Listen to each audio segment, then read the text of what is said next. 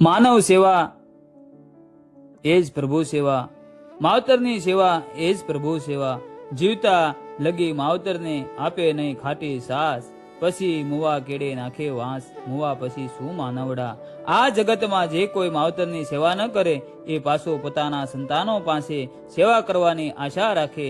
કવિ કહે છે કે જીવતા માવતરને ખાટી સાસ ન આપી હોય અને વળી મરણ પછી ખીરના લોંદે લોંદા મકાન ઉપર ઉછાળે, કાગને બોલાવીને કાંકા કરીને આ બધું માવતરને પહોંચતું નથી. ભૂલો ભલે બીજું બધું, મા બાપને ભૂલશો નહીં, અગણિત છે ઉપકાર એના, કોઈ દિવસ વિસરશો નહીં. પણ આજની સ્ત્રીઓને પોતાના પતિને શ્રવણ થવા દેવો નથી અને પોતાના દીકરાને શ્રવણના રૂપમાં જોવો છે, પોતાના દીકરાને શ્રવણ બનાવવો છે.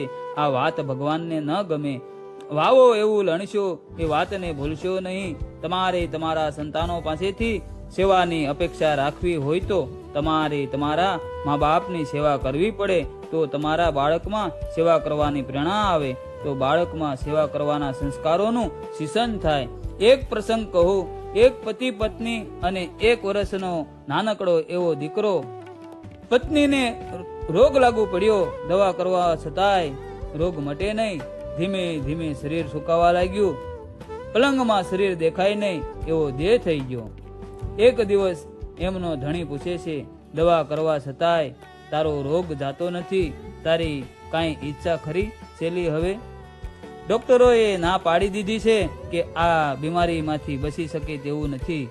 ત્યારે પત્ની પોતાના 1 વર્ષના દીકરા સામે જોઈ રહી છે અને ઈ બાઈની આંખમાંથી મોતી મોતી જેવડા આંસુડા પડવા માંડ્યા. જેમ જમ જડાફા ખાય, મોતે નાળ્યું માંડ્યું, તોય સોરુની ચિંતા થાય, કેમ વિસરીએ કાગડા. જમ જડાફા ખાય, મોતે નાળ્યું માંડ્યું, તોય સોરુની ચિંતા થાય, કેમ વિસરીએ કાગડા.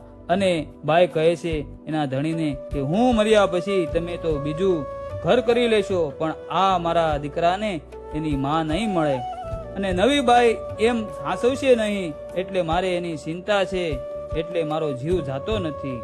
બાઈનો જવાબ સાંભળી તરત જ એમનો ધણીએ પાણીનો લોટો લઈ પાણીની અંજલી લઈ પ્રતિજ્ઞા કરે છે કે પત્ની, તારા જીવને સદગતિ કર.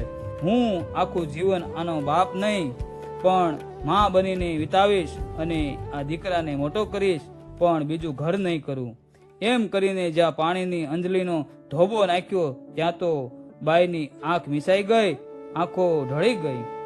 ભાઈ મરે ભવ હારીએ, બેની મરે 10 જાય. બાળપણમાં જેના માવતર મરે એને 4 દિશાના વાહ વાય.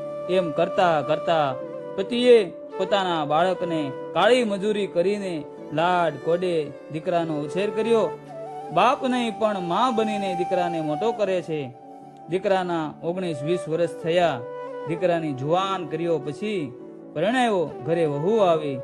થવાનું ન થવાનું કહે નજુમી કોણ એવો છે, ન જાણ્યું જાનકી નાથે સવારે શું થવાનું છે, ન જાણ્યું જાનકી નાથે સવારે શું થવાનું છે. બાપે કોડે કોડે દીકરાના લગ્ન કર્યા, પણ વહુ આવી હલકા ઘરની. એક ઓસરીએ 2 રૂમ, એક રૂમમાં દીકરાને વહુ રહેવા દીધા અને બીજા રૂમમાં બાપ રહે. હવે વળાંક કેવો આવે છે તમે જોજો. દીકરો પોતાની પત્ની એટલે કે વહુમાં પરવાઈ ગયો. વહુ કહે એટલો જ માને. એક દિવસ વહુ કહે, આપણા બાપા જે રૂમમાં રહે છે તે રૂમ ખાલી કરાવી દો, બાપાને ઓસરીમાં રહેવાનું કરી દઈએ. દીકરો તો બાપા પાસે જાય છે, બાપાને વાત કરે છે કે બાપા તમારે રૂમમાં શું એમ ઓસરીમાં શું?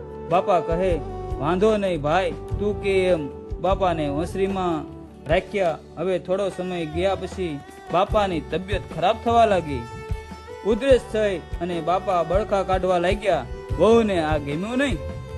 પાછું પોતાના ધણીને કહે, સાંભળ્યું, આ બાપાને બહાર ફરજામાં ખાટલો નાખી દિયો, બાપાના બળખા ખૂબ ગંધાય છે. વહુ ઘેલો દીકરો ભાન ભૂલ્યો, બાપાની પાસે ગયો. બાપાને કહે, બાપા ઓસરી કરતા તમારો ખાટલો ફરજામાં રાખીએ. બાપા કહે, કાંઈ વાંધો નહીં બેટા, તું કે એમ. જેમ જેમ સમય વીતવા લાગ્યો બાપાનું ગડપણ આવ્યું. વહુ સેવા કરવામાં પાછી પડતી જાય છે. દીકરાને કહે છે, સાંભળ્યું, આપણે બાપાને વૃદ્ધાશ્રમમાં મૂકી આવીએ. ત્યાં બાપા હસવાશે. દીકરો તો બાપાને કહે, બાપા હવે અમે તમને હાંસવી શકીએ એમ નથી. હું તમને 2 ધોતિયા લઈ દઉં અને વૃદ્ધાશ્રમમાં મૂકી જાઓ. આ સાંભળીને બાપા ઉપર આભ ફાટ્યું. એમને એમના દિવસો યાદ આવ્યા. અરે બેટા, હવે તો હું 2 ધોતિયા નહીં ફાડી શકું, મને અહીંયા રહેવા દે. પણ દીકરો માન્યો નહીં. 2 ધોતિયા બજારેથી લઈને આવ્યો, બાપાને આપ્યા અને બાપાને ડેલી બહાર કાઢ્યા. પણ બાપા પાછા આવીને 1 ધોતિયું પાછું આપીને કહે છે, બેટા એક તારી માટે રાખ. તે મને 2 લઈ દીધા, પણ તારો દીકરો 1 પણ નહીં આપે. એટલે મારા વાલા, જેવું વાવશો તેવું લણશો. ભૂલો ભલે બીજું બધું, મા બાપને ભૂલશો નહીં.